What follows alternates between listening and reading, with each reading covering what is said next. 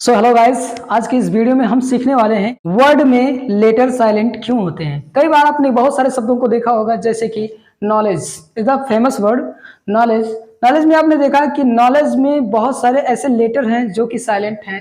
जैसे कि कह सकते हैं नॉलेज लिखने के लिए NOLEGE से नॉलेज बन जाता है। जो के लेटर है, W लेटर है और D लेटर है, यानी कि तीन ऐसे लेटर हैं जो कि साइलेंट हैं। और देखा जाए तो E भी साइलेंट ही है। और बहुत सारे शब्द हैं, जैसे कि टू में देखें, टू आप कई तरीके से लिख सकते हैं, TWO2, TOO2, TO2 और फिर राइट राइट राइट राइट। मतलब ऐसे बहुत सारे शब्द हैं जिनका प्रोनाउंसिएशन सेम है, जो हम बोल रहे हैं वो सेम है, और लेकिन उनकी जो स्पेलिंग है वो अलग है। तो आज की इस वीडियो में हम सीखेंगे कि वर्ड में लेटर जो साइलेंट होता है वो क्यों होता है। You all know about this that ये जो इंग्लिश लैंग्वेज है वो इंग्लैंड में बहुत पहले, यानी कि नियर अबाउट लगभग 1200-1300 साल पहले ही स्टार्ट हुआ है। जब वर्ड्स का सिलसिला शुरू हुआ तो इसमें बहुत सारे भाषाओं से शब्दों को लिया गया है, जैसे लैटिन हो गया, फ्रेंच हो गया, इटालियन हो गया, इटैलिक हो गया, हिंदी हो गया, फारसी हो गया और अरेबियन हो गया। बहुत सारे लैंग्वेजेस से वर्ड्स को लिया गया है, तब जाकर के बना है। अब अगर देखा जाए तो इंग्लिश सेंटेंस, इंग्लिश जो लैंग्वेज है, उस लैंग्वेज में इंग्लिश के बहुत ही रेयर शब्द हैं जो इंग्लिश की कहा जा सकता है। वैसे भी हर 2 घंटे में एक नया शब्द बनता ही बनता है इंग्लिश में, जो कि ऑक्सफोर्ड यूनिवर्सिटी में इसको संशोधित करते हैं। जानेंगे इस वीडियो में कि वर्ड्स में लेटर साइलेंट क्यों होते हैं। तो ऐसा इसलिए है क्योंकि उसको भली भांति जान सकें। यानी कि चलिए स्टार्ट करते हैं हम कुछ शब्दों से। जैसे टू लिखा है, तो इस टू का मतलब, अगर मैं आपको कहूं टू लिखना है आपको, तो आप कौन सा टू लिखेंगे? You have to think about this, which type of to you have to write. ठीक है, यानी कि टू अगर मैं कह रहा हूं कि लिखो, तो आप कौन सा टू लिखोगे? TWO2 या TOO2 या फिर TO2। तो ऐसी कंडीशन में जब सेंटेंस बोला जा रहा है, तो सेंटेंस में जब मैं टू बोलूंगा, आई नीड 2 एप्पल, जब मैं कह रहा हूं आई नीड 2 एप्पल, तो आप समझ जाएंगे कि TWO2 लिखना होगा।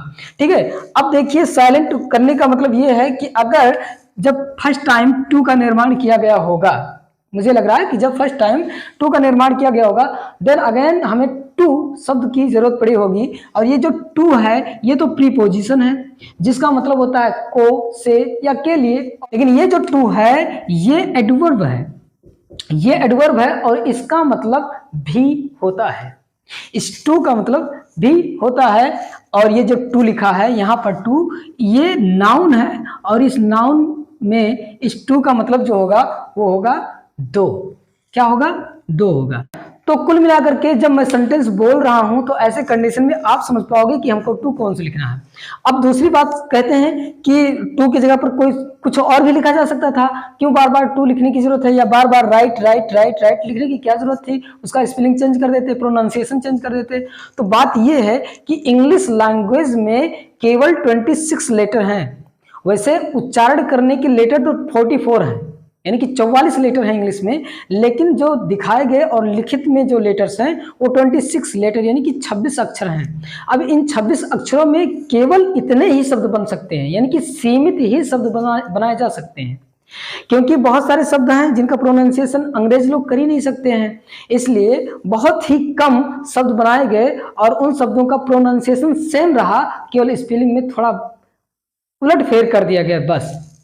अब हिंदी की अगर बात कर लें, तो हिंदी में बहुत सारे शब्द हैं, क्योंकि हमारे पास 49 अक्षर हैं प्लस 3, 52 लेटर्स हैं। अब 52 लेटर्स होने के नाते हम लोग जो है बहुत सारे शब्दों को बना सकते हैं, और उनके पास उसका आधा यानी कि 26 लेटर ही होने के नाते ये बहुत कम प्रोनाउंसिएशन बना सकते हैं। ठीक है, इस नाते से इसमें वर्ड में जो है कुछ ना कुछ लेटर को जोड़ करके इसको साइलेंट कर दिया गया है।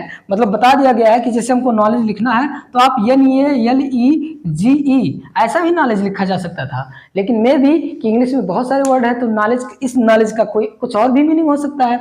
इसीलिए इसमें बहुत सारे लेटर्स को रख करके इसको साइलेंट किया गया है, ताकि हम समझ पाए कि वास्तव में कौन से नॉलेज की आप बात कर रहे हो। जब मैं कह रहा हूं कि I have to write a letter, तो आप समझ जाओगे कि मैं इस राइट की बात कर रहा हूं, जिसका मतलब होता है लिखना।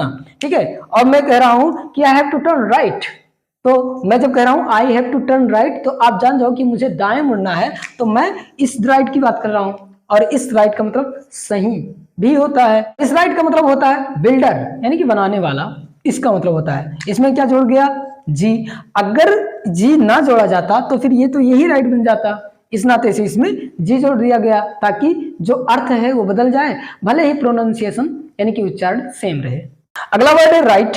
राइट का मतलब होता है रीति रिवाज, संस्कार वगैरह, ठीक है। अब इसमें देखा जाए तो कुछ भी जोड़ा नहीं गया है। इस तरीके से कुल मिलाकर के अब इनके पास लेटर्स कम होने के नाते उसमें कुछ लेटर्स को और जोड़ करके या घटा करके उसको साइलेंट करके अर्थ को बदल दिया गया है। इसी तरीके से बहुत सारे ऐसे शब्द हैं, जैसे अगर मैं सुनामी की बात कर लूं, ये देखो TSUNAMI, ये लिखा है सुनामी। सुनामी जो समुद्र में आती है, ठीक है, या लहरों में जो होती है, तो सुनामी ये लिखा है। अब इसमें टी जोड़ दिया गया ये अलग से, लेकिन ये अंग्रेजी शब्द है ही नहीं। तो ऐसे चूंकि साइलेंट होने का एक और कारण है कि ये अलग अलग भाषाओं से लिया गया है। अब ये जो सुनामी शब्द है ये जापानीज वर्ड होने के नाते इसमें टी जुड़ा है। तो ऐसे बहुत सारे वर्ड्स हैं और बहुत सारे ऐसे लेटर को ऐड कर दिया गया है जिसको ऐड करने के बाद वो साइलेंट हो जाता है केवल शब्दों को बनाने के लिए।